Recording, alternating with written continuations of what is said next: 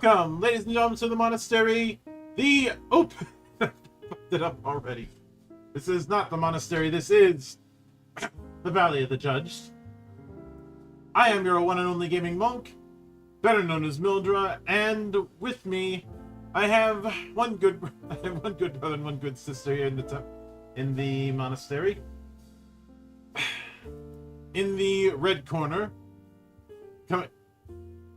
the man behind the monthly tribunal, and will soon be returning to the wonderful, wacky world of Anima with me. Good brother Monarch. I am only 500 episodes behind on One Piece now. I'm almost caught up. Relatively.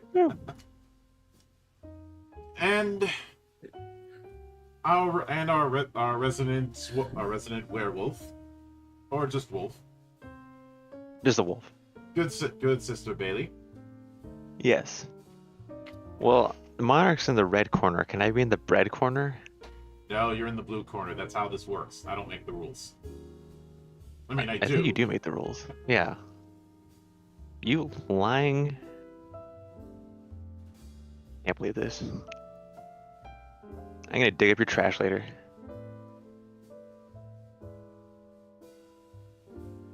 I keep explosives in the trash, just in case. I eat those. Oh, that's one way to get explosive diarrhea. Ba-da-ba-ba-da-da. I don't have the drum snare on this. Is there just no soundboard in this? I haven't set up soundboard, Okay. but last week we covered the first half of the classes, and obviously this week we're getting into the latter half. As mentioned, we had to split it in two because some of the classes had a bit more detail than others. Druid, cough, cough. Druid, cough, cough. Ranger, cough, cough, cough. I don't think the Ranger is too bad, not compared to the Druid anyway. Yeah, the Druid's of the two, the Druid's the worst offender. Yeah. Yeah, all the other ones seem like they're not that bad, honestly. Or not that long, I should say. Yeah. And I'd say it's because most of the crunch happens with the domain cards, and the domain cards are elsewhere within the book. Yes. And we've also already gone over like half the domains. Which, speaking of that, I'm going to set up a separate one because there are some new domains we will be getting into. First off, starting with the Rogue. Rogue is the consummate skill monkey, but it can't really be the skill monkey in this kind of thing because of the fact that there isn't really a skill system in that sense. So we default to rogues being the sneaky boys, which I'm honestly fine. I mentioned before last week, in fact, the problems that can happen with skill bloat in certain RPGs. Yes. Also, hi there, Hydra. How you doing? But the Rogue domains are Midnight and Grace. I don't think we went through either of those domains last time. Grace, Definitely not Midnight. And I don't think we did go through Grace either. Yeah, we didn't go through Grace. They have an evasion of 12, starting hit points of 6. Their class items are a set of forgery tools or a grappling hook. Their hope feature is Rogue's Dodge. Spend 3 hope to gain a +2 bonus to your evasion until the next time an attack succeeds against you. Otherwise, this bonus lasts until your next rest.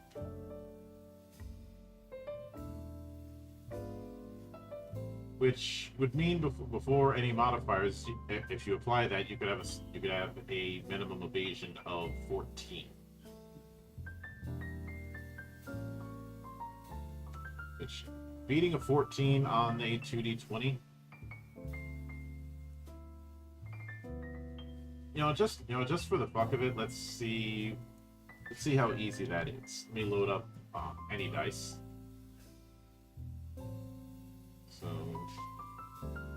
40, 20. So you have a 30% chance. Remember 2d10. Oh, you're right.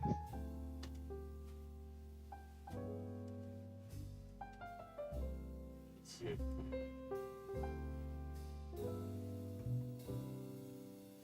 21%.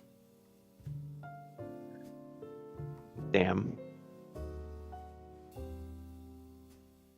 And obviously a 79% chance that it will be under 14. So obviously that's not factoring in modifiers, but for a baseline, that's pretty good. Now, granted, Now, just for reference, the Ranger also had a starting 12. Everything else seems to have between a 9 to 10 that we've seen so far. Yeah. So it's a significant jump up from the other classes. And which certainly fits. I mean, you're supposed to be dealing with someone who's not wearing light armor, is more focused on not getting hit rather than tanking it. If you want to tank it, that's what the Guardian is for. Which is why I believe the Guardian had more than 6 hit points. Let me check. You have 7. 7, but low evasion, and they kind of want to get hit. But their class features are cloaked. Anytime you would be hidden, you are instead cloaked. In addition to the benefits of the hidden condition, while cloaked, you remain unseen if you are stationary when an adversary moves to where they would normally see you. After you make an attack or end a move within line of sight of an adversary, you are no longer cloaked. And sneak attack. When you succeed on an attack while cloaked or while an ally is within melee range of your target, add a number of d6s equal to the tier of your damage roll. So remember, level 1, tier 1, levels 2 to 4, tier 2, 5 to 7, tier 3, 8 to 10, tier 4. Hang on. Sorry about that. Chair problems. So the sneak attack is fairly straightforward. It's not far moved from how sneak attack works in other games. Although I'd say those extra d6s aren't going to be as devastating because of the fact that no matter how high you roll on damage, you're not doing more than 3 damage total. So it's more of a guarantee rather than a number go up.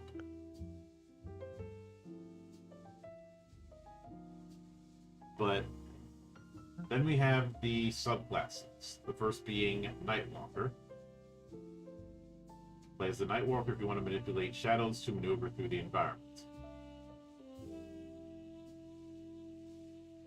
And they have their foundation feature is Shadow Stepper. You can move from shadow to shadow. When you move into an area of darkness or a shadow cast by another creature or object, you can mark a stress to disappear from where you are and reappear inside another shadow within far range. When you reappear, you are cloaked. Damn. That's pretty cool, actually. And specialization versus Dark Cloud. Make a spellcast roll TN 15. On a success, create a temporary dark cloud that covers any area within close range. Anyone in this cloud can't see outside of it, and anyone outside of it can't see in. You're considered cloaked from any adversary for whom the cloud blocks line of sight. As well as Adrenaline. When you're vulnerable, add your level to your damage rolls.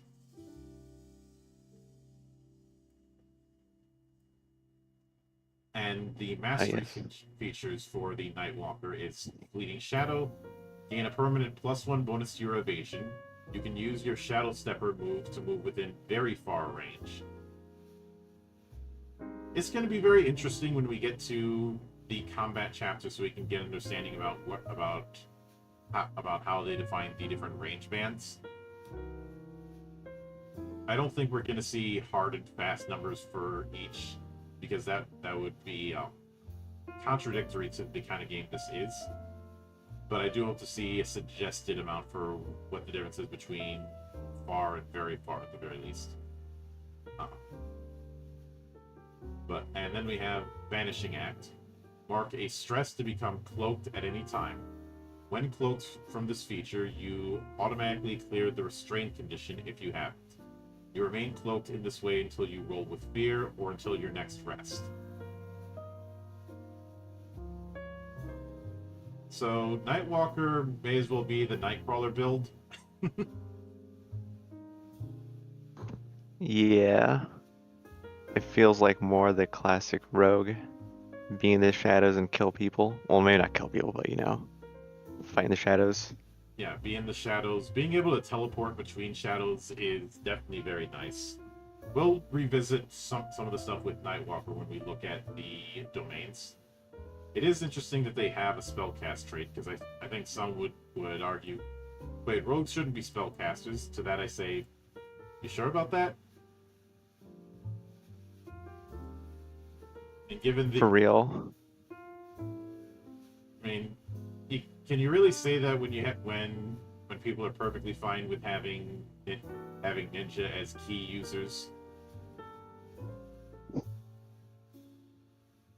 Exactly. I mean, I feel like in a universe like this, just not using any magic is like nerfing yourself like crazy anyway. That and consider the different tools and how some of them are borderline magic items. Like, have either of you played the original Thief games? No, but I've seen people play them. So I only played that rebooted one. that one doesn't count, and you know it. What about the Goblin? That one Goblin stealth game? Sticks, close enough. Yeah, Sticks. But yes, some of the specialized arrows in that may as well be magic, especially things like the moss arrow. Oh yeah. Very low level magic. And there's always been a bit of illusion magic to certain types of rogue anyways. Or being able to do things that are borderline magic but not outright said so. The ability for halflings to be so sneaky and constantly pickpocketing. Well, because of one klepto, that's the stereotype.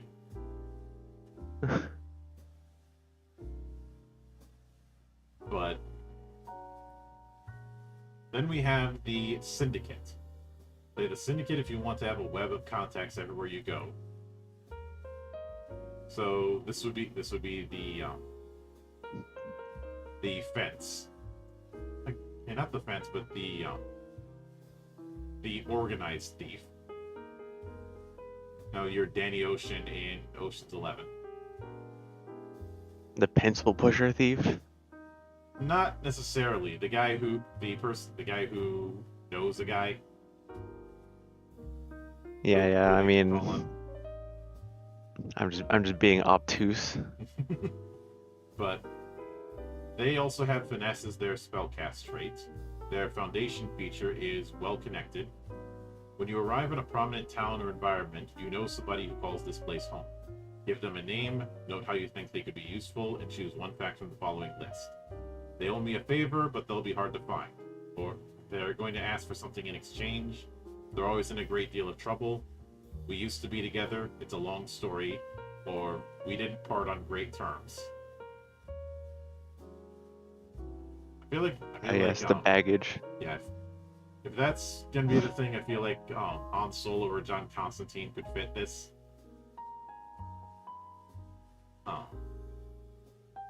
Their specialization feature is contacts everywhere. Once per session, you can briefly call on a shady contact. Choose one of the following benefits and describe what brought them here to help you in this moment. They provide one handful of gold, a unique tool, or a mundane object the situation requires. On your next action roll, their help provides a +3 bonus to the result of your hope or fear die. Or the next time you deal damage, they snipe from the shadows, adding 2d8 to your damage roll. They snipe from the shadows, that's pretty funny. Mm-hmm. Like the mysterious stranger.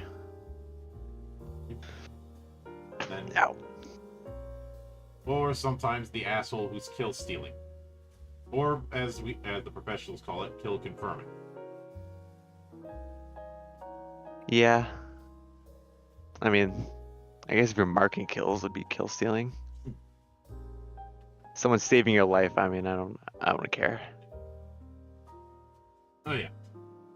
And the mastery feature is reliable backup. You can use your contacts everywhere feature 3 times per session. The following options are listed to the list of benefits you can choose from when you use that feature. When you mark 1 or more hit points, they can rush out to shield you, reducing the hit points marked by 1. Or when you make a presence roll in a conversation, they back you up. You can roll a d20 as your hope die. Actually, I just realized it's 2d12, not 2d10, so I need to redo that thing.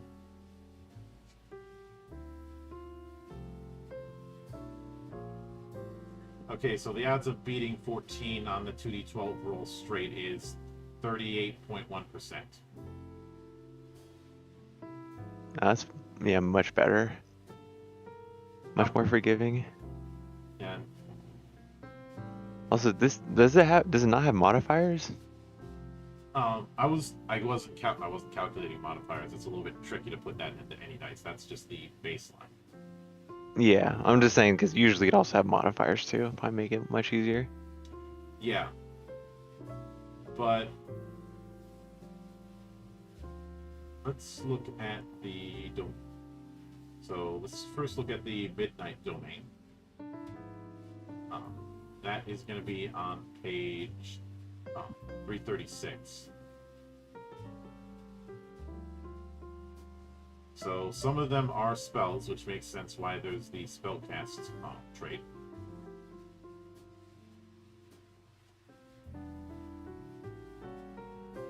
But we have, let's see, Rain of Blades is a 8-1 at the start. Recall cost 1. Spend a hope to make a spellcast roll and conjure throwing blades that strike out at all targets within very close range. Targets you succeed against take 2d8 plus 2 magic damage using your proficiency. If the target is vulnerable, they take an extra 1d8 damage. Damn.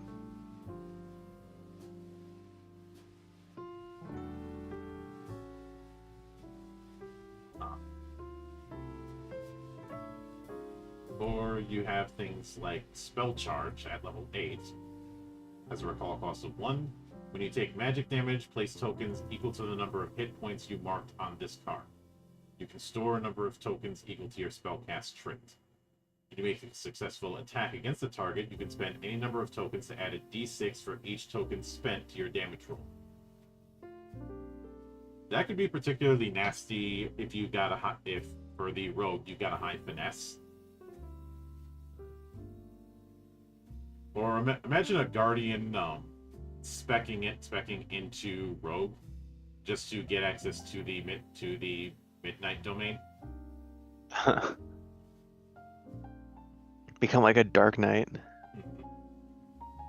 Oh, that actually go kind of hard. Yeah. There's also Night Terror at level 9.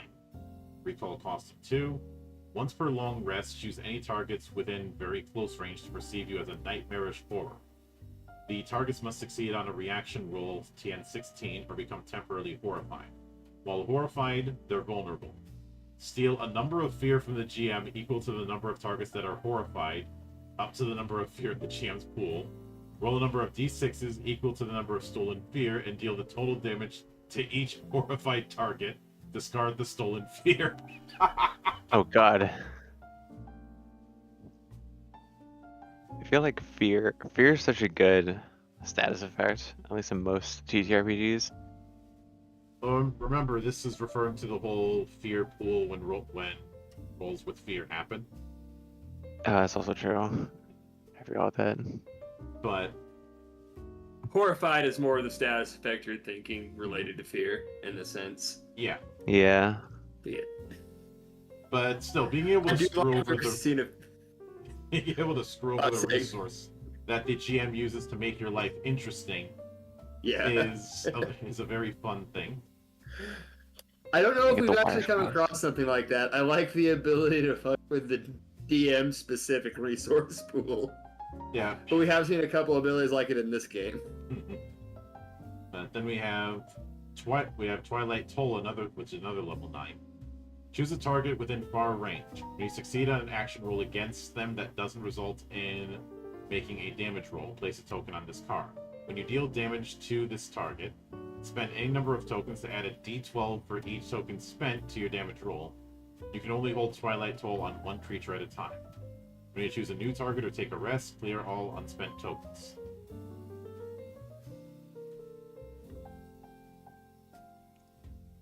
It's a bit of tactical fuckery, I'd say.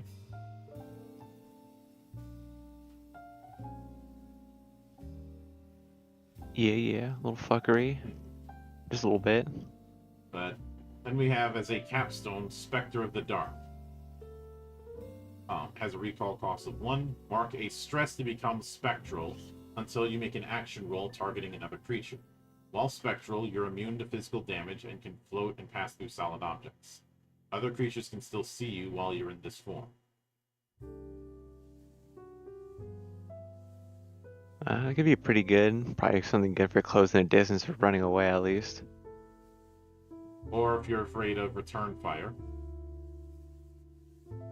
Yes. I suppose it could also be used as a way to reposition yourself, especially if you're messing around with shadows as a Nightwalker. Let's see, the other one was the race. So let's see what the race domain has. So, I feel like race is the beguiling type of setup. A lot of these would fall into the category of your diplomancer as well as your enchantment caster. Yeah. Illusion too. Like illusion? Does enchantment cover invisibility? 'Cause they Yeah. do, you can make invisibility. It's one of the gray spells. Yeah. Let's see. Make a spellcast roll TN 10. On a success, mark a stress and choose yourself or an ally within melee range to become invisible.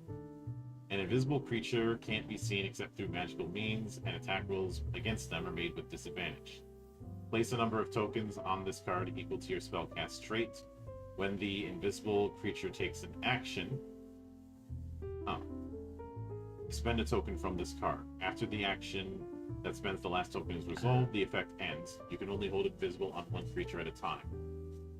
So it isn't a case of invisibility ends as soon as you attack somebody. You do have some use out of it, so you can attack people while invisible. You just have a limited use of it. Yeah. Also, I do remember we did go over this because it's one of Bard's domains. Yeah. So, moving on to the next one, we have the Seraph. This is our paladin. Oh, yeah. Paladin, but cooler, I feel like. Yeah, I And would also say no that. oath breaking. No oath breaking, which means no, that guy. I think we all know or have dealt with one form or another, that guy. Sometimes Just that just a guy little is bit. not a guy, but everybody hates that guy. Yeah, very true, very true. So, Seraphs are divine fighters. Their domains are Splendor and Valor. We did cover Valor last week, but we didn't cover Splendor. So we'll look at that later. Starting evasion is 9. Starting hit points is 7. Class items is a bundle of offerings or a sigil of your god. Their hope feature is life support. Spend 3 hope to clear a hit point on an ally within close range. And their feature is prayer dice. At the beginning of each session, roll a number of d4s equal to your subclass's spellcast trait, and place them on your character sheet in the space provided. These are your prayer dice. You can spend any number of prayer dice to aid yourself or an ally within far range. You can use a spent die's value to reduce incoming damage, add to a roll's result after the roll is made, or gain hope equal to the result. At the end of each session, clear all unspent prayer dice. Very cool. I feel like this is a better version of Bardic Inspiration. Yeah, but to say this feels very Bardic Inspiration like. Just with a lot more options out of the gate, and even though it's using D4s and nothing else, there's the fact that it is scaling in a more effective manner. And also, you don't have to play Bard to have it. You could be a fighty guy and still help your friends. So the subclasses are the Divine Wielder and the Winged Sentinel. So Divine Wielder, if you want to dominate the battlefield with a legendary weapon. Spellcast trait is Strength, which would make them a muscle wizard. Hell yeah, dude. But their foundation features are Spirit Weapon. When you have an equipped weapon and a range of melee or very close, it can fly to your hand to attack an adversary within close range and then return to you. You can mark a stress to target an additional adversary within range with the same attack. Why am I thinking of the Leviathan Axe? Is this the Leviathan Axe?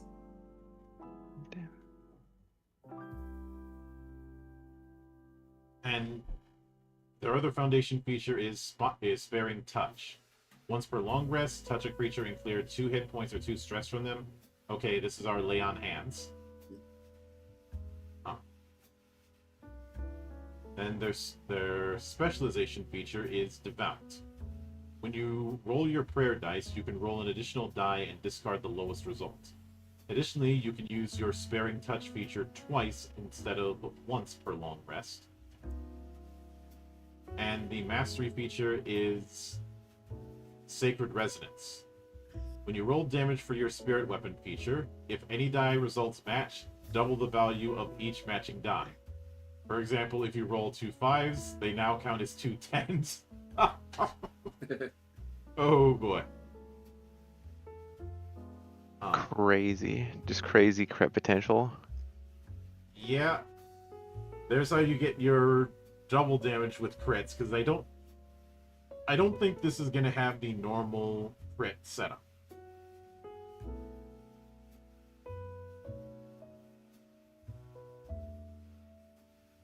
But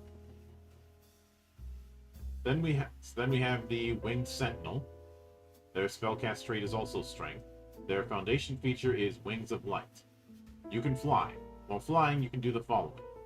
Mark a stress to pick up and carry another willing creature approximately your size or smaller. Or spend a hope to deal an extra 1d8 damage on a successful attack. Specialization is Ethereal Visage. Your supernatural visage strikes awe and fear.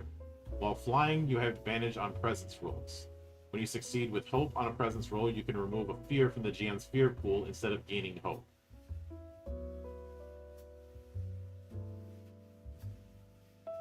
That's nice. And their mastery features are Ascendant.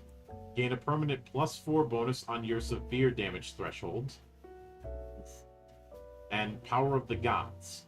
While flying, you do an extra 1d12 damage instead of 1d8 from your Wings of Light feature. These are definitely Paladin, but I do appreciate that it isn't falling into the same trap we've seen other Paladins do. Though between the two of them, I'm picking Divine Wielder personally. I think so too, probably. I mean, It's- flying is cool, but I don't know. Sacred Resonance is just so, it could just be so funny. Just the hype. But I like they're actually making their paladins actual paladins and not this. I'm a paladin of conquest. You're not a paladin. You're an True. I Yeah, want my paladins to be the good guy. That's what they are. look, the the the pick the poster boy for Paladin will always be that priest from Dead Alive. Kick ass for the Lord. Yes. If I need a more serious example, Solomon Kane.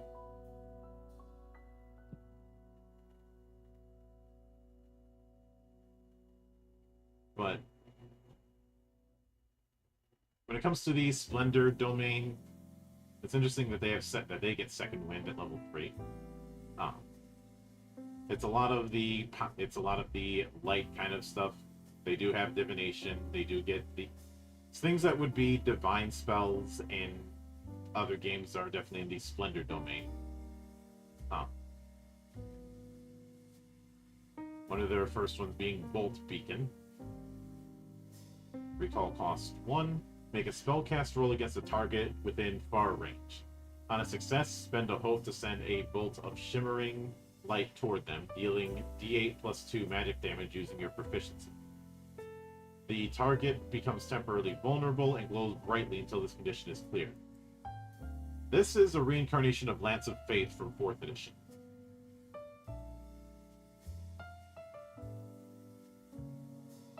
But Yeah, I don't know that one. But we also have Smite at level 5, because if we're going to be doing Paladin, we have to have Smite. Of course. Once per rest, spend 3 hope to charge your powerful strike. When you next successfully attack with a weapon, double the result of your damage roll. This attack deals magic damage regardless of the weapon's damage type. Very cool. 3 hope is expensive, and getting it and having to wait till level 5 is also pricey. But being able to just do double damage just with spending 3 hope, I feel like that offsets it. Yeah, it feels fair. I'm not sure how rapidly you get hope, just because I never played this game before, but I mean, it feels fair. Just Anytime looking at the it. hope die is bigger than the fear die, you're getting 1 point of hope. Yeah. So probably a So lot. theoretically, every other round, just statistically, you'll be gaining Yeah. hope. Plus, I think we've seen some abilities that might play with your hope a bit too, but every other round seems like the general idea. Yeah. Pretty much. I do want to look at their level 10 just because there's a couple things about this that are different from any other we've seen so far with how this works. We've got Resurrection. They're level 10, Recall 2, Spellcast roll 20. On a success, restore 1 creature who has been dead no longer than 100 years to full strength. Then roll a d6. On a 5 or lower, place this card in your vault permanently. So there is roughly a little over 2/3. So I'll just say like 80% chance you get 1 use of Resurrection. On a failure, you can't cast Resurrection again for a week. So if you want to understand how difficult Resurrection is in this game, there is one ability we've seen that does it. It's the highest, and you very likely will only get to do it once. And on a straight 2d12 roll, you know what the odds are of getting 20 is? Not high. 7. And not high. Damn. Now, if it fails, you don't have to risk never having a chance to do it again. Just can't do it again for a week. Mhm. That is a big range, 100 years. Yeah, it does. That's a pretty big range. 100 years. There is actually a lot of potential fun I think it could have with Resurrection because of that, just from the narrative point of view. And as far as the odds of getting that actually, because of that, It said on a result of 5 or lower, so you need to roll a 6. So the odds of getting that is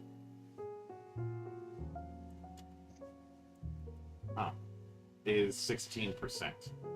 Yeah, so I wasn't far off. So you only have a 16% chance to be able to do this again. Yep. Now, because of how the card system in this works, even when this is gone, you'll still have your 5. You'll just slot something else back in its place. Yep. You just can't slot resurrection in again.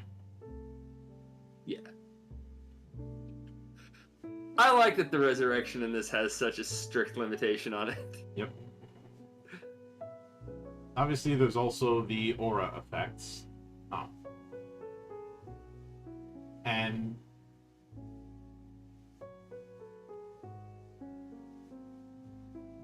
we also have I want to see. Let's hoping I have to laugh at the name Salvation Beam. Yeah. Recall cost 2, make a spellcast roll TN 16. On a success, mark any number of stress to target a line of allies within far range. You can clear hit points on the targets equal to the number of stress marked, divided among them however you'd like. Damn, just a big heal.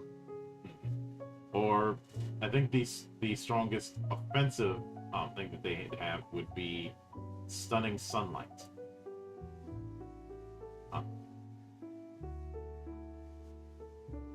Level 8, it's a level 8 Splendor. Recall cost 2. Make a spellcast roll to unleash powerful rays of burning sunlight against all adversaries in front of you within far range. On a success, spend any number of hope and force that many targets that succeed against you to make a reaction roll TN 14. Targets who succeeded take 3d20 plus 3 magic damage. Targets who fail take 4d20 plus 5 magic damage and are temporarily stunned. While stunned, they can't use reactions and can't take any other actions until they clear this condition.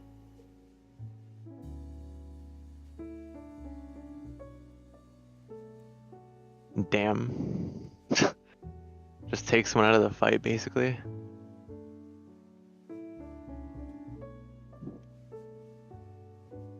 Pretty much.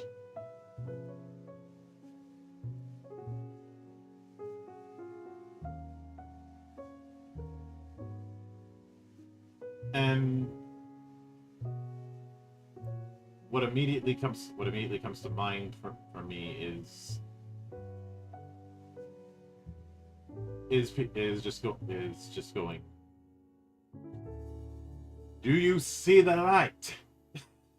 Because of course I'm gonna make a Blues Brothers reference. I mean, you gotta. But then we have Sorcerer, not to be confused with his horse, Sorcerer. God damn it. Yeah, I used to follow D&D out of context, which is also where we get the quote, "The orcs are greased. Let's get this party started." Anyway, I mean, that's the best kind of work. Greased up. well, the thing about grease is that it probably contains oil. Oil is very flammable.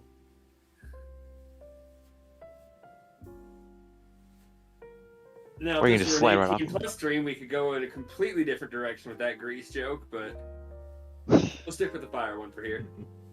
So, Sorcerer's domains are Arcana and Midnight. We've gone through both of those. Starting evasion is 10. Starting hit points is 6. Their class items are a Whispering Orb or a Family Heirloom. Their hope feature is Volatile Magic. Spend 3 hope to reroll any number of your damage dice on an attack that deals magic damage. So since it's any number and not all of them, you could pick and choose and only reroll the ones that rolled low. Oh yeah, huh? Which... I mean, that would be very useful. And their class features are Arcane Sense. You can sense the presence of magical people and objects within close range. Minor illusion. Make a spellcast roll TN10. On a success, you create a minor visual illusion no larger than yourself within close range. This illusion is convincing to anyone at close range or farther. And channel raw power.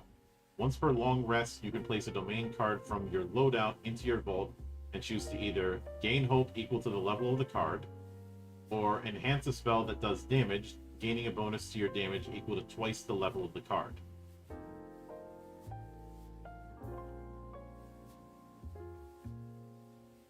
So you're I essentially like this is giving you more versatility. yeah, you're essentially burning a spell to boost another.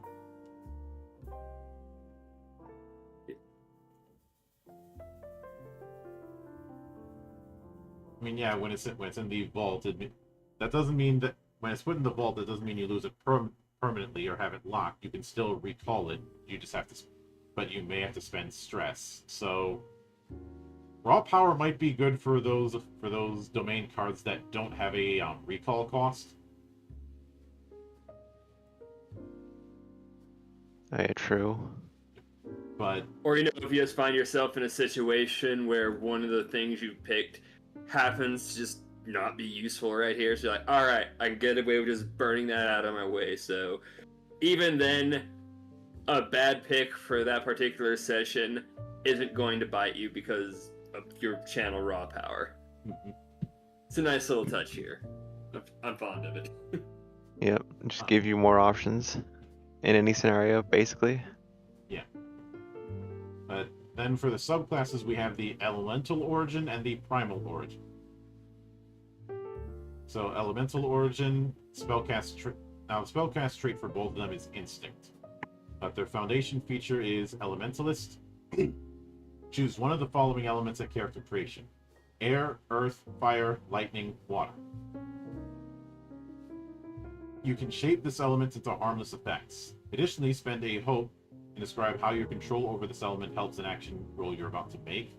Then either gain a +2 bonus to the roll or a +3 bonus to the roll's damage. Their specialization feature is Natural Evasion. You can call forth your element to protect you from harm. When an attack roll against you succeeds, you can mark a stress and describe how you use your element to defend you. When you do, roll a d6 and add its result to your evasion against the attack.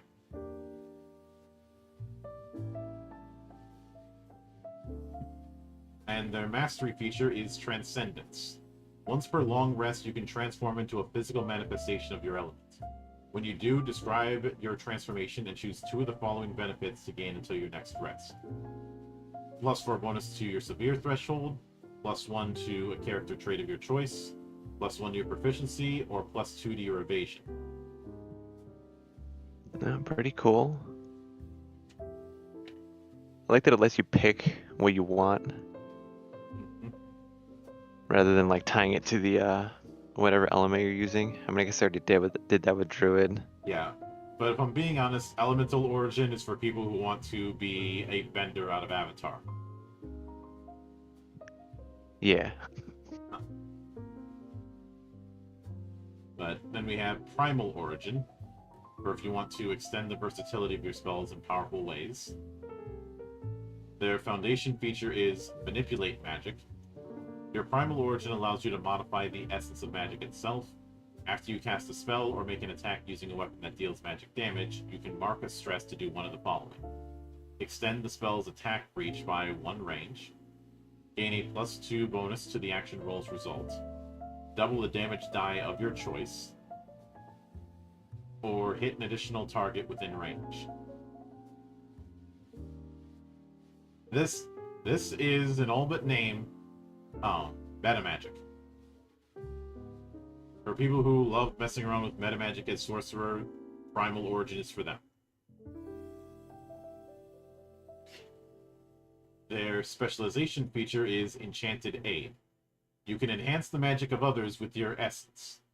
When you help an ally with a spellcast roll, you can roll a d8 as your advantage die. Once per long rest, after an ally has made a spellcast roll with your help, you can swap the results of their duality dice. Which means that you could potentially make a if somebody would roll with fear, you can make them roll with hope.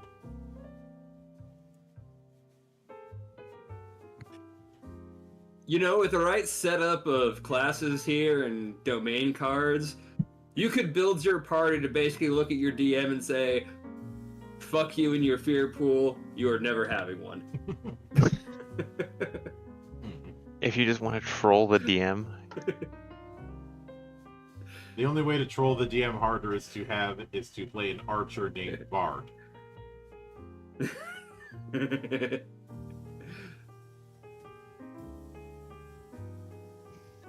Or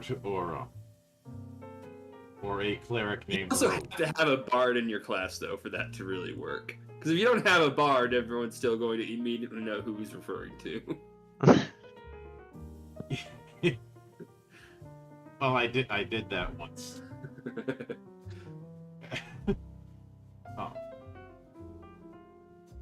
And the DM allowed me to do it because his mindset was, there's clearly a line that we've crossed, and we've gone past it.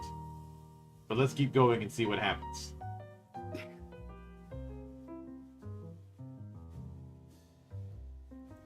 But the mastery feature is Arcane Charge. You can gather magical energy to enhance your capabilities. When you take magic damage, you become charged. Alternatively, you can spend 2 hope to become charged. When you successfully make an attack that deals magic damage while charged, you can clear your charge to either gain a +10 bonus to the damage roll, or gain a +3 bonus to the difficulty of a reaction roll the spell causes the target to make. You stop being charged at your next long rest. So not only are you doing meta magic, you're a magic lightning rod. Damn. And you stop being charged at your next long rest. So you can be charged for like a long time.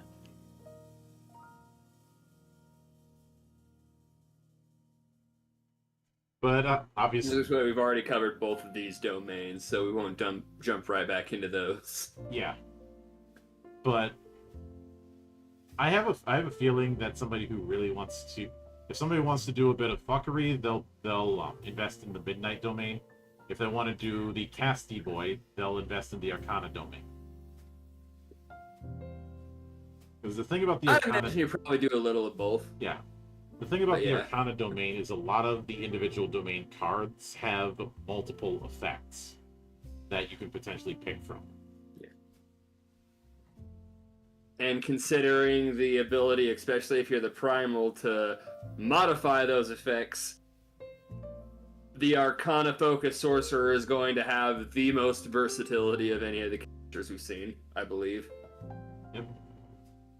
But then we have the warrior. So their domains are blade and bone. We've covered both of those. Evasion is 11. Hit points is 6. Class items is either the drawing of a lover or a sharpening stone. Their hope feature is no mercy. Remember, folks, sweep the leg. Spend 3 hope to gain a +1 bonus to your attack rolls until your next rest. Okay. Class features are attack of opportunity. If an adversary within melee range attempts to leave that range, make a reaction roll using a trait of your choice against their difficulty. Choose 1 effect on a success, or 2 if you critically succeed. They can't move from where they are, or you deal damage to them equal to your primary weapon's damage, or you move with them.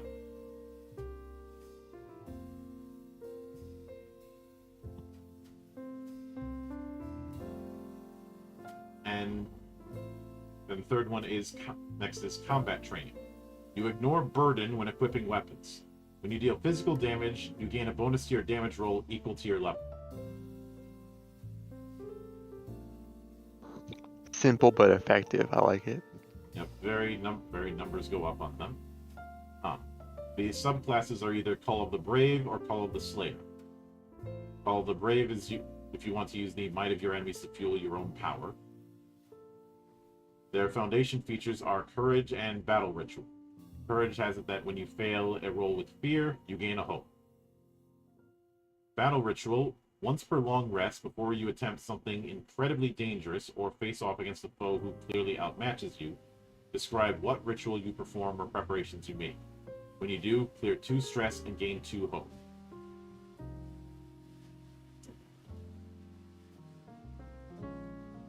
This one could be up to the GM regarding whether or not a foe outmatches you or not.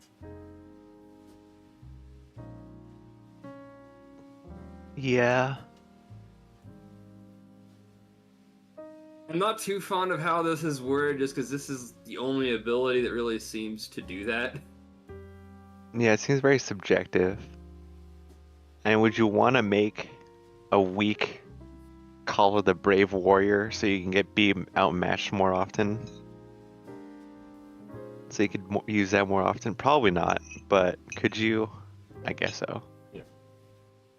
Their specialization feature is Rise to the Challenge. You are vigilant in the face of mounting danger. While you have 2 or fewer hit points unmarked, you can roll a d20 as your hope die. See, that I like. Yes. You are too angry to die. Yes. Or More of the simply worded numbers go up stuff. I'd say in this case it's I didn't hear no bell. Good way to put it. And their mastery feature is camaraderie. Your unwavering bravery is a rallying point for your ally. You can initiate a tag team roll 1 additional time per session. Additionally, when an ally initiates a tag team roll with you, they only need to spend 2 hope to do so.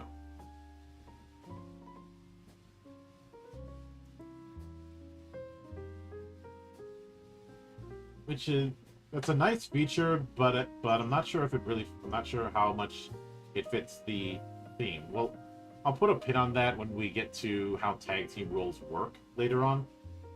Yeah. Yeah.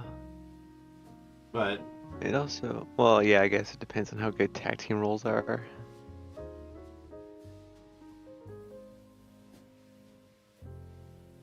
then we have the Call of the Slayer. You want to strike down adversaries with immense force. Their foundation feature is Slayer. You gain a pool of dice called Slayer dice. On a roll with hope, you can place a d6 on this card. The foundation feature is on cards. Instead of gaining a hope, adding the die to the pool. You can store a number of Slayer dice equal to your proficiency. When you make an attack roll or damage roll, you can spend any number of these Slayer dice, rolling them and adding their result to the roll. At the end of each session, clear any unspent Slayer dice on this card and gain a hope per die clear. Interesting. Mm-hmm. Battle Master, kind of. It's giving Battle Masters a little bit. Yep.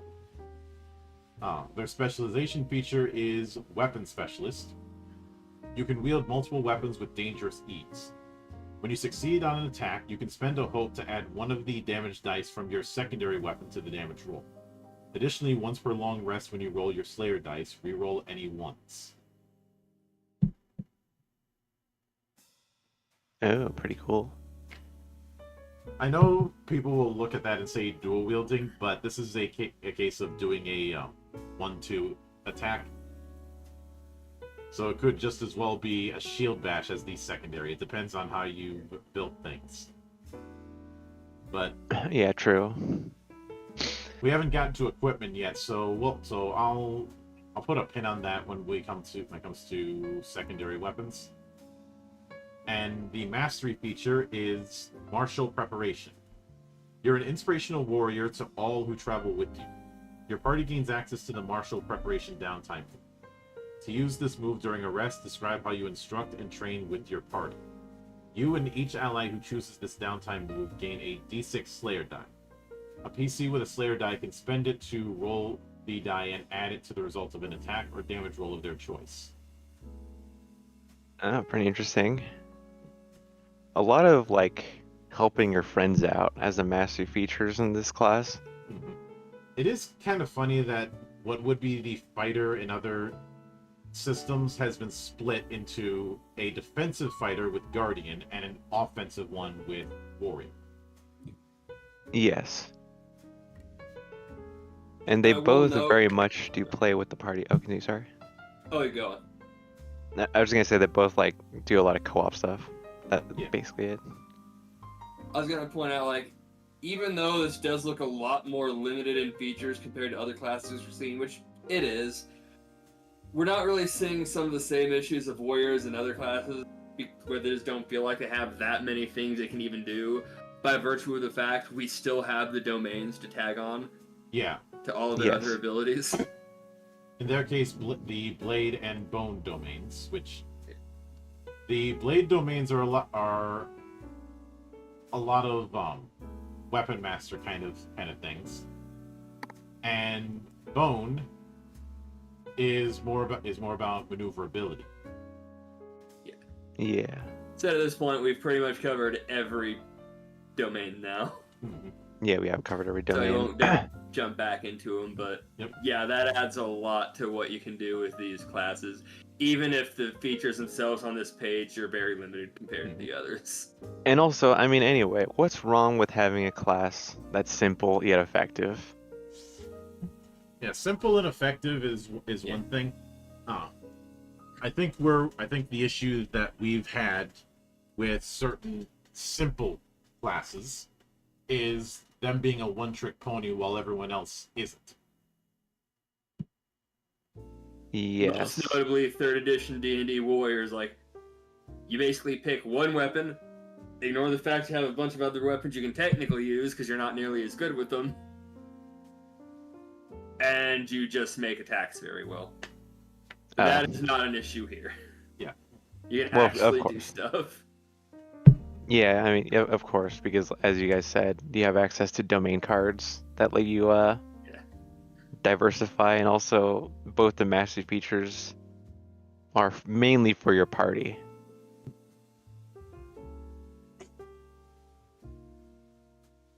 So I'd say if somebody wanted Call of the Brave, I'd say is more in the vein of I guess champion. Whereas Call of the Slayer is definitely battle master. Yeah. Although not done in a way that really annoys me. I mean, yeah, that's fair. Battlemaster has a lot of stuff. Simplifying it like this, I think, is good for it. I do have a feeling when we look at the equipment, I'll be able to see some potential fun with weapon specialists. But this also means that dual wielding isn't going to piss me off. Or rather, the restraints to dual wielding. Yeah. You've no doubt seen the limitations on two weapon fighting in certain games. I have, yes. I know in Suede, if you want to dual wield, you have to basically take 2 feats to do it without any penalties and to do it effectively. Yeah, and I'm not. We call that kind of thing pay to not suck. 3rd edition D&D and Pathfinder are big culprits of this. Even though I'd still say Pathfinder was better, yeah, it's still not good. Going from a grade of 0 to 1 is It's not much of an accomplishment. yeah, is it technically better? Yes. But We're moving in the right direction was my point. yeah. There's a couple more steps that way, I think we're good. But if this does mean that shields can be used offensively, that will also be a nice move, because I'm not a big fan of shields just being an AC boost. Yeah, me neither. Because everybody loves shield bash. Yeah, I mean, have you seen someone get punched in the head with like a buckler? It's like, goddamn. It's just ye old brass knuckles. There's that I think one of my favorite setups is the good old Scottish Targe shield. I had Targus too. Good Yeah. point. You know, Targe with a small shield with a big ass spike in it. Yep. The best defense is a good offense. Say the Scottish. That's a Scottish proverb. uh, and I'd also be remiss if I didn't bring up the for starters one of my favorite equip approaches, poke and board, as I called it. Wait, Hope and board? Poke, Oh, poke. Oh yeah. you know, spear and shield. Yep. I mean, it worked for the Greeks until the Roman situation happened, And then it worked for the Romans. and then it worked for the Romans. And then the Britain And thing then happened. And yeah. the backstab thing happened. And then it worked kind of. Well, it was mostly just poke in the Renaissance. Yeah, and then the Swiss got a hold of it. And the Germans, and then guns happened. Yeah, I have a fondness for the Swiss pike square and how that would just fuck up cavalry. Oh yeah. I do too. Those pike formations. Sometimes you just have an urge to execute a perfect pike formation with your fellow 143 homies. And of course, there is one historical fighter that would probably fit very well with Call of the Brave. And I'm probably going to butcher the pronunciation again because it is old German, but Landsknechts. Oh, I love Landsknechts. Landsknechts? Yeah. How are you pronounce it? Yeah. Because like, I've seen some people say that certain characters in fantasy art is ridiculous, and then I say, have you seen how Landsknechts dressed? Yep. As far as I'm concerned, the most ridiculous fantasy art is subdued compared to that.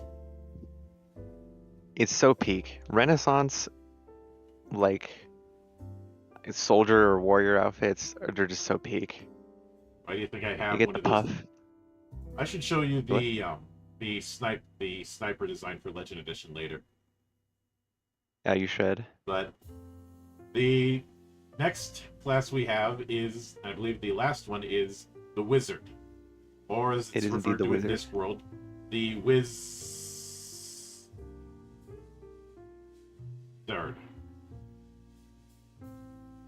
Yes, you have to do all the Z's. That's what Rincewind says. Yeah, well, what if I don't want to do all the Z's, huh?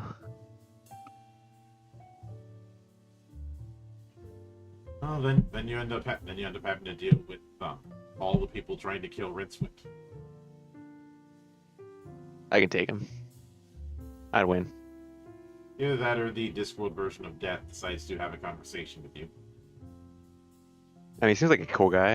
I'd be down to, spark up with him. But anyways, the Wizard's domains are Codex and Splendor. Starting evasion is 11. Starting HP is 5, which isn't as squishy as other wizards we've seen in other games. Lord knows I don't think any of us want to go back to the 1d4 hit for wizards. The Ash Baby Wizard just get turned into fucking dust if someone sneezes on you. Yeah. My favorite matchup in all of older editions of D&D was level 1 wizard versus house cat. Yeah, I remember that. It does not go well for the wizard. That's crazy. Yep. Numbers are weird sometimes. But the class items are a book you're trying to translate or a tiny, harmless elemental pet. The Wizard's There's a cat that can kill you. Yep. The Wizard's Hope feature is not this time. Spend 3 hope to force an adversary within far range to reroll an attack or damage roll. Oof.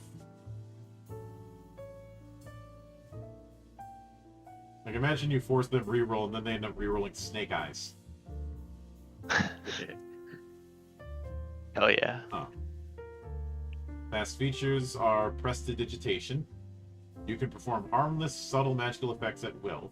For example, you can change an object's color, create a smell, light a candle, cause a tiny object to float, illuminate a room, or repair a small object.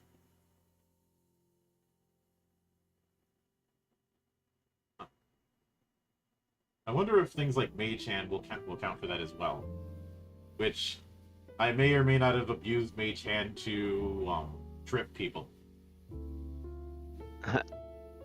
I feel like it'd be up to the GM. It does specify harmless. Yeah. Yeah, because it does specify harmless. Yeah. I mean, Mage Hand, I guess, could be harmless sometimes. Although, If you're tripping people, maybe not, depending on the context. Yeah. I know I'd probably allow someone to do it if it results in something creative. Somebody did that once where they were on a slippery floor and they used Mage Hand to push one leg one way and made the person do a Van Damme style split. Oh, And just this- your luck, they're actually a ballet dancer. No, they were a heavy guy. Oh. And ended up doing the high-pitched scream like an opera singer. I try to put in moments of levity within my games, even in the more serious ones. Yeah. But the other feature is Strange Pattern. Choose a number between 1 and 12. When you roll that number on a duality die, gain a hope or clear a stress. You can change this number when you take a long rest. I don't know why you'd want to change the number. This feels like a feel like- pick a card kind of thing. Yeah. I feel like literally any number would have the same chance. Yes and no, because let's say you picked the number one session and you rolled that number a number of times just by chance. You're like, all right, odds are I might be rolling different numbers next time. Yes. Because I mean, statistics technically. are a weird thing. I know statistics don't apply to persons, they just apply to populations, but still, technically. Yeah. Or oh no, you wouldn't have those ones because it's the other class features that re-roll one, so you'd never want to pick a one. Yeah. But that wouldn't matter in that case. Yep. But anyway, yes. So these subclasses are, first, the School of Knowledge, if you want a keen understanding of the world around you. Both of them have knowledge as their spellcast trait.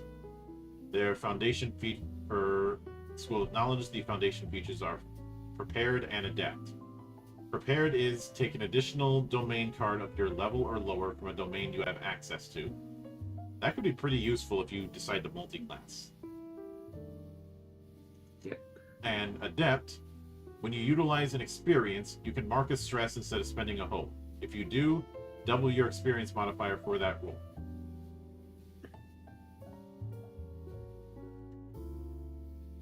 So a bit of a skill monkey thing, which certainly fits a knowledge-based wizard. Their specialization features are Accomplished and Perfect Recall. Accomplished, take an additional domain card of your level or lower from a domain you have access to. And Perfect Recall is once per rest, when you recall a domain card in your vault, you can reduce its recall cost by 1.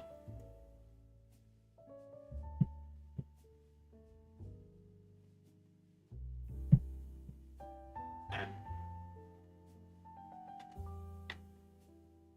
since I didn't see a minimum 1, this could mean that you could take a recall cost 1 card and do it as a freebie.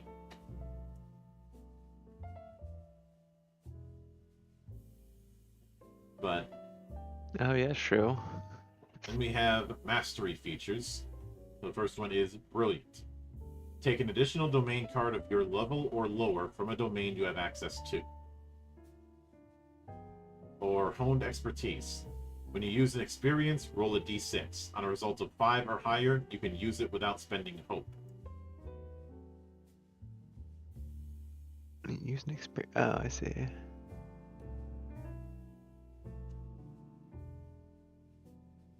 But I'd say the School of Knowledge is definitely for those who want to be the castiest caster.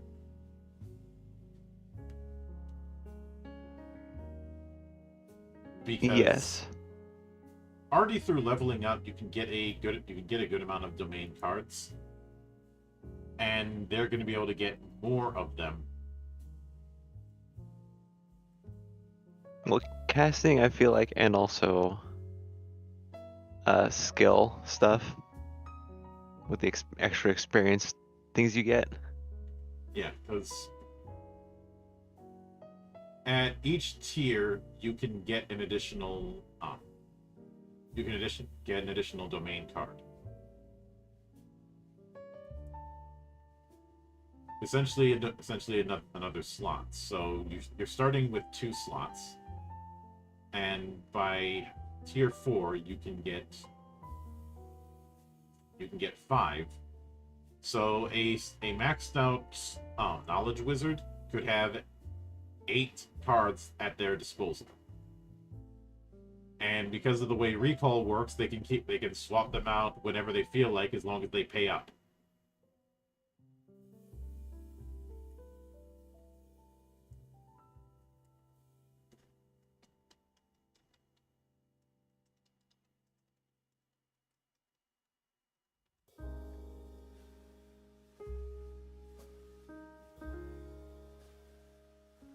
Oh. So yeah, this is the wizardiest wizard. I like that they did the whole variety of potential spells without having to do the whole preparation thing, because that's another thing I'm not fond of. For sure. But then we have the School of War. If you want to utilize trained magic for violence, so this is your war mage. Oh. Cut out a little bit there. Oh, Yeah, you cut out a little bit. I said this is the war mage. Foundation features are Battle Mage and Face Your Fear. So for Battle Mage, you focus your studies on becoming an unconquerable force on the battlefield, gain an additional hit point slot, which is nice because you start with 5. Which I think that's the lowest we've had. Yeah. As far as no, Actually, I this think has been 6. I think Bard also has 5. Yep. Most have 6, yeah, and then the tanky ones have 7. And Face Your Fear. When you succeed with Fear on an attack roll, you do an extra D10 magic damage. It's an interesting bit there, because if I remember, it's when you succeed on Fear, the DM also gets a Fear die. They get a Fear point, not a die, yeah. but Not die, right? But yes.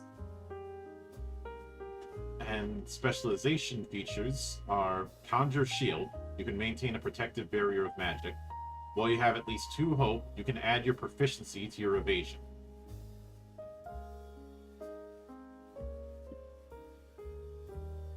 Interesting. And fueled by Fear, the extra magic damage from Face Your Fear becomes 2d10. More damage. And Mastery. Thrive in Chaos. When you succeed on an attack, you can mark a stress after rolling damage to force the target to mark an additional hit point. That is nasty. Given the way hit points work in this game, that is nasty. Yep.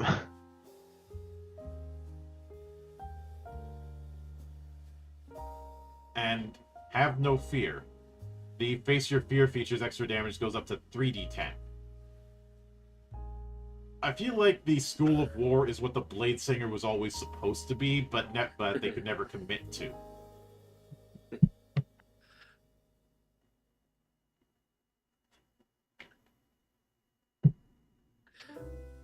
I do like your full power caster here is the one who's going to be able to output the most damage, but it doesn't go so far with that. It's going to make the damage output of your other classes seem pathetic by comparison. Yeah. They are a very high risk kind of setup. Yeah. And because of the way proficiency works, that evasion bonus isn't going to be much at first. At high tiers, that it is going to be significantly better. Because you go up to what, a +4 when you're a tier 4? Was that how proficiency worked? Proficiency starts at 1 and goes up by 1 every time you go up a tier. So okay, yeah. So by tier 4, you're at 5 proficiency. That does mean you're starting your evasion under the right circumstances might beat out the rogues. Now we're not looking at other factors that could play into this, but namely the fact that I'd say someone who is doing the School of War has to be very conservative with their hope at mid-level. And that extra damage output does come at having to succeed on fear rolls. And the thing to note about hope this is it caps at 6. You can't have more than 6 hope.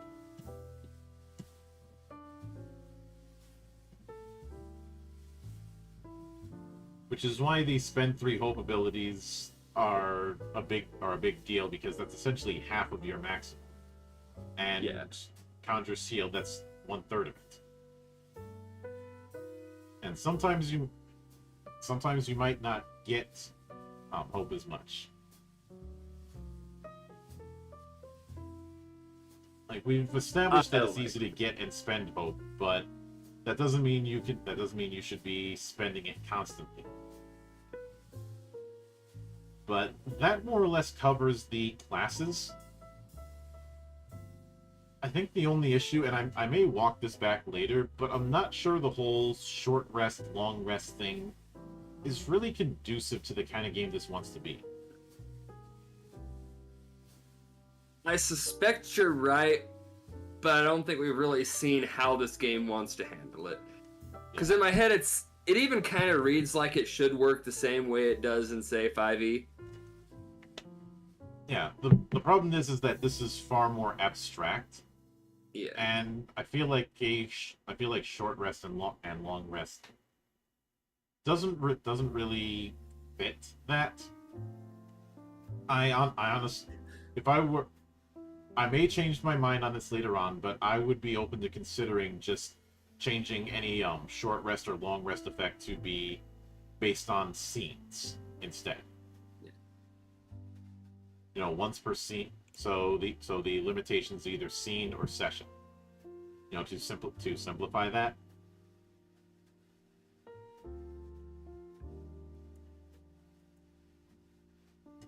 Especially, I'll pretty much always take scene over session myself. Yeah. The more powerful stuff is once per session. Some of the stuff that's powerful but not as powerful as per session is once per scene. So a scene could be an encounter, or it could be a shift to a different act, or something else. But that's the only gripe I have with the classes. Other than that, they're pretty straightforward. Some of the classes are a bit more high floor than others. Of the other classes we've seen, I think the highest floor one is the Druid. Second place is the Ranger, and the other ones are in the same 3rd tier. I feel like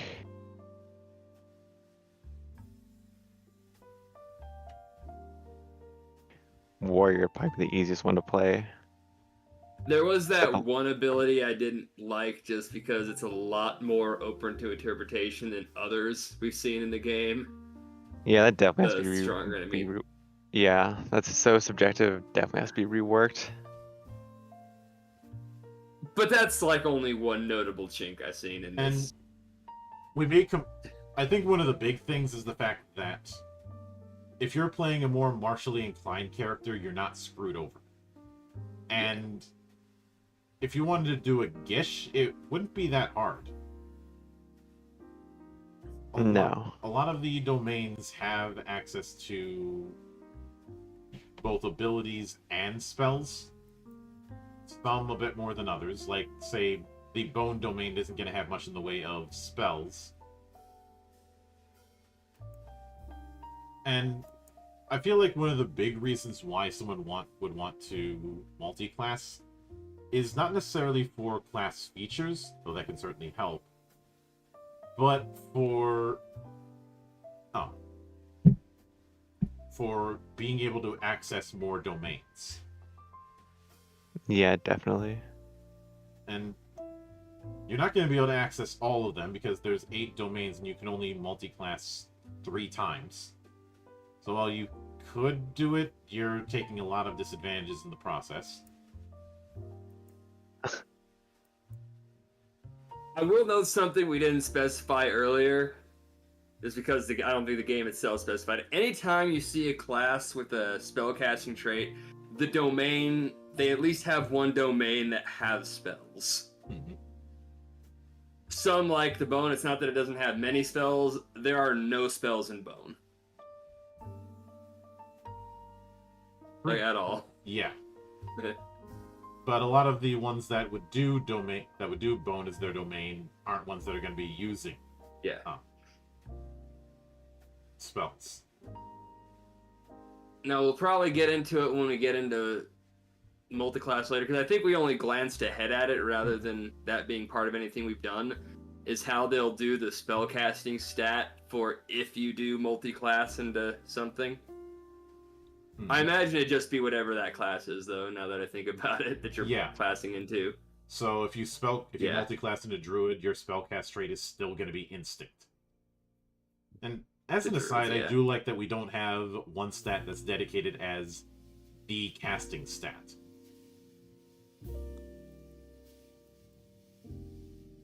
Because it always seems a bit odd when Intelligence was the primary casting stat. But why would that be the case for, say, Sorcerers?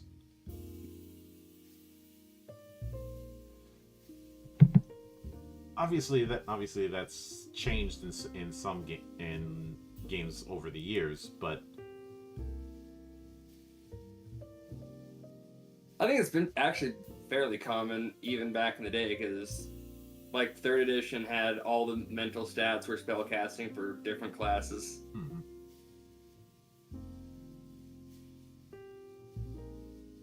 But yeah, some other games I have seen do that.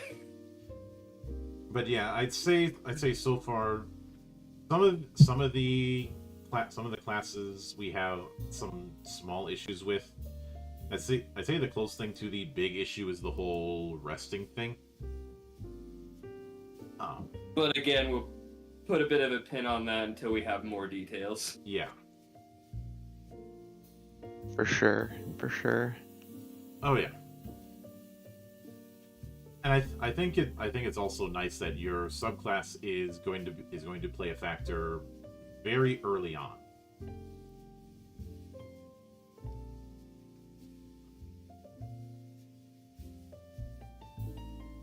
In fact, it's going to play a factor right out of the gate.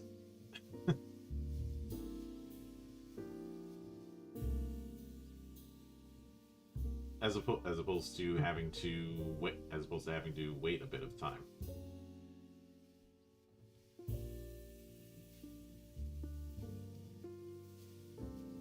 Yar, matey.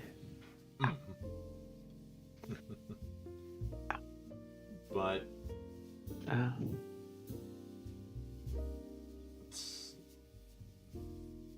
in fact, let me double check something, because what I want to see is in character creation regarding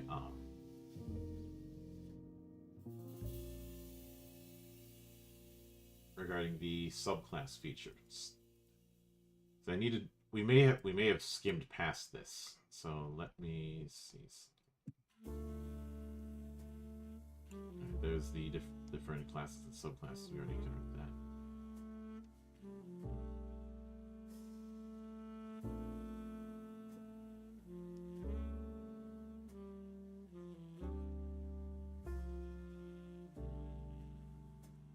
Let's see, subclass card. So you do get the foundation feature at character creation.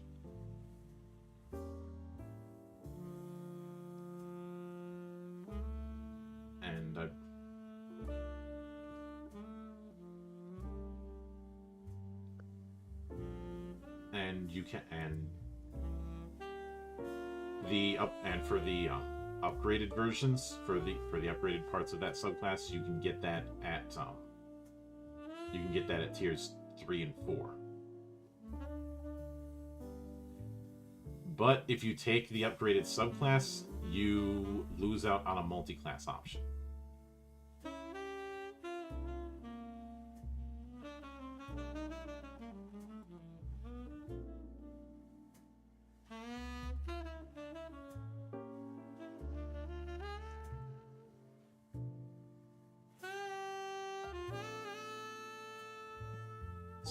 So there is certainly that.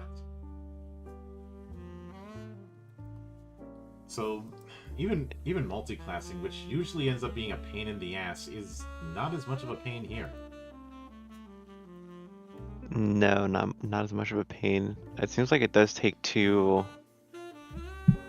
levels to multi-class, and also you can only access level 5 up to level 5 domain cards at level 10. I didn't see anything. It says on the multi-class sheet, when leveling up, you can take domain cards from this domain at half your level or lower, rounded up. Yeah. So it's definitely a case where there are some costs to doing it. You're essentially trading power for versatility, but as we've seen, even low-level cards can still have their use. Yeah, they do. I guess you won't get access to the more busted stuff. Mm-hmm. Though every domain has some form of busted stuff. Yeah. But it doesn't sound like it's half and then a quarter if you multi-class again. No. And it's important to keep in mind that every time you level up, you choose 2 options from the level up list. Which I think softens that blow a bit more. Yes. So I mean also, every class being viable by itself, especially through like their own class features and their own domains, I feel like multi-classing is definitely a trade-off. Would still be viable, but also not necessary, like with dip classes, as we've talked about before. Mm-hmm. Oh yeah. In fact, despite how easy multi-classing is, I don't see any classes in this or the class-subclass combo as really a dip class. No. And because of the... Well, I don't think... Do you get subclass stuff when you multi-class? Yeah, I think you just get the class feature and domain. Oh, you do get subclass stuff. Okay. You get the foundation, but that's all you're getting. Yeah. And let me double check to make sure I'm not talking out of my ass. So let me look at the appendix and okay, multi-class sheet. When you multi-class, take one of the class's foundation cards and place it on your loadouts. Then choose one domain to expand into and record it below. So you don't get both domains when you multi-class. You just get one of them. And as mentioned, when leveling up, you get half of the domains. So because of that, yeah, there's that dip thing doesn't factor as much.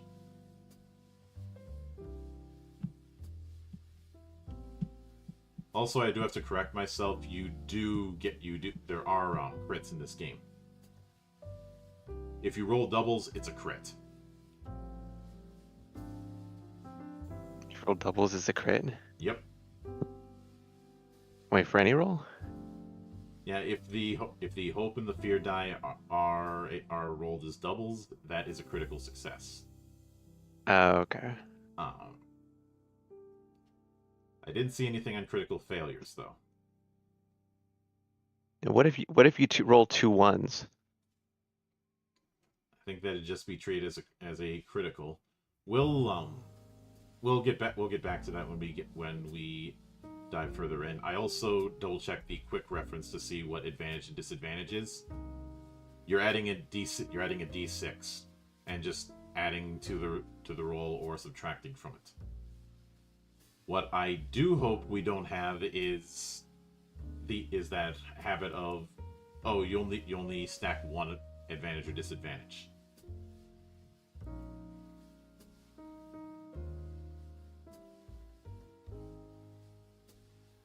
Also, the quick reference, which I'm looking at, does have the rules for tag team. Once per session, each player can choose to spend 3 hope and initiate a tag team roll between their character and another PC.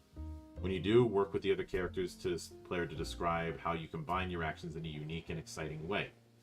You both make separate action rolls, but before resolving the roll's outcome, choose one of the rolls to apply to both of your results. On a roll with hope, all PCs involved gain a hope. On a roll with fear, the GM gains a fear for each PC involved. If you succeed with a tag team roll attack, you both roll damage, then add it together to determine the damage dealt. Okay, now that I know that, the whole additional tag team stuff we saw with Warrior makes a lot more sense. And yeah, it seems a lot better.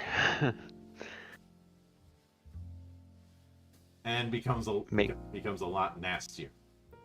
It might Yes. seem silly that you can only do this kind of effect once per session, but given that you're both dealing damage and you're doing a lot of risk and potentially getting hope back,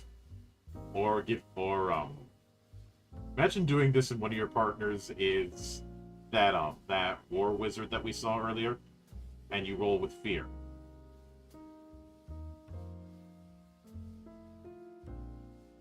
Or that build we saw earlier, which fucks over the GM when they have fear.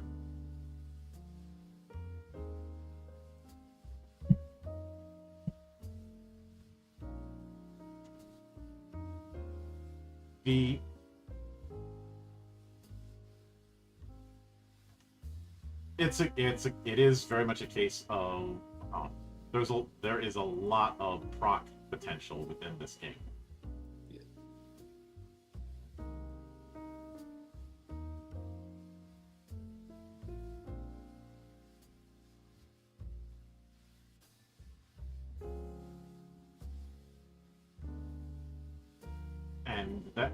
So there's definitely a lot to like. There's just a couple of nitpicks that we have. Yeah. That being said, when we come back to this next Thursday, we will not be doing Daggerheart because since this is our 3rd episode of our take on Daggerheart, the 3-in-1 rule comes along. So next week, which will be on August 7th, we're going to be delving a bit into the sports game Fight with Spirit, a TTRPG that is trying to emulate sports anime. So, Prince of August Tennis, 7th? Free, that kind of thing. Fight with Spirit. Yep. obviously for you two, I will be uploading that into the usual spot. And Oh, okay, and I remember. Okay, yeah. I wasn't discussing it specifically, but I have interviewed the devs of Fight with Spirit in the past. Very cool. But Seems like an interesting TTRPG. Tomorrow, tune in for the Friday edition of the Valley of the Judge. I really need to fix the events thing in the Discord, and we will see you then for that, because there's going to be some pivoting in August due to recent events, but that is a story for another night. So until then, on behalf of the good brothers present and not present, my name is Mildra. I am your gaming monk. Stay fucking frosty, everybody.